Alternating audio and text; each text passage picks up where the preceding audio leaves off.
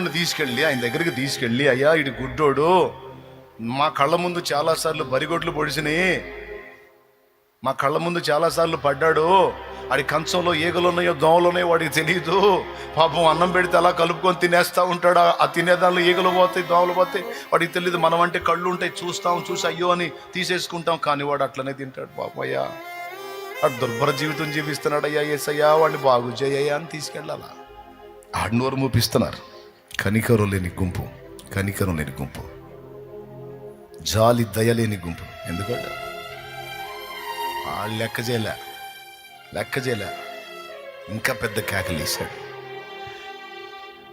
కొంతమంది నన్ను ఎగతాళి చేస్తారు, కొంతమంది జాలితో చేరదీస్తారు. వాళ్ళు చేరదీసిందే ఎంతవరకు అయ్యో రూపాయి ఇచ్చి పోతారు వాళ్ళు, అంతవరకేగా. నా బరువు బాధ్యతలు మోసేది ఎవరయ్యా? యేసయ్యా. లోకమంత చూచి నన్ను ఏడిపించిన, జాలితో నన్ను చేరదీసిన, ఒంటరినయ్యా నా తోడు నిలువవా, ఒంటరినయ్యా నా తోడు నిలువవా,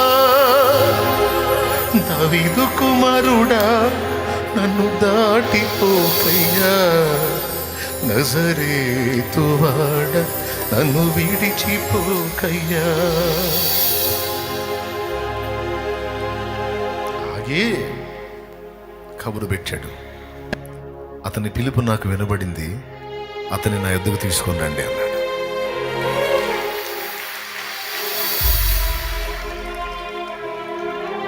అప్పుడు అంటున్నారు, అయ్యా భయపడవాకు, బాధపడవాకు, ఆయన ఆగాడు నీకోసం, నీ పిలుపు విన్నాడు. ఎందుకు వినడు? మన ప్రధాన యాజకుడు కనికర సంపన్నుడు. అద్దుగో చేతులుంచాడు. లేఖనం చెప్పింది, నువ్వు కోరినట్టు నీకు అగును గాక అని. వెంటనే వాడు దృష్టి పొందాడు.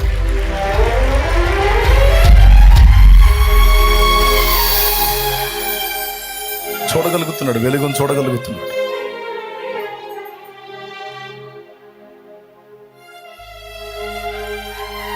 దాటిపోవడం అయిపోయింది, స్వస్థపరచడు, వెళ్ళిపోతున్నాడు. హల్లెలూయా. చక్క వెళ్తున్నాడు, వేశాడు కేక, ఆగిపోయాడు. ఏంది నీ గొడవ అన్నాడు. నా పరిస్థితి ఇది అన్నాడు. సరేదా నేను చేయగలను నమ్ముతున్నావా? నమ్ముతున్నానయ్యా. సరిపో, నీవు కోరినట్టే అగును కాకపో అన్నాడు. అంతే. ఈరోజు నీ ఆర్తధ్వనులు కూడా నా తండ్రి వింటున్నాడు. నువ్వు దేనికోసం ఆర్తధ్వని చేస్తున్నావో, దేనికోసం అంగలారుస్తున్నావో, దేనికోసం నువ్వు మొర్రపెట్టుకుంటున్నావో, ఏడుస్తున్నావో, మొత్తం ఆయన సన్నిధిలో ఉన్నాయి. వినడు అనుకోవద్దు, పట్టించుకోడు అనుకోవద్దు, వాటిని వదిలి దాటిపోతాడు అనుకోవద్దు. అవన్నీ ఆయన దగ్గర జ్ఞాపకార్థంగా ఉన్నాయి. తప్పకుండా నీకు సమాధానం ఇస్తాడు ఆయన.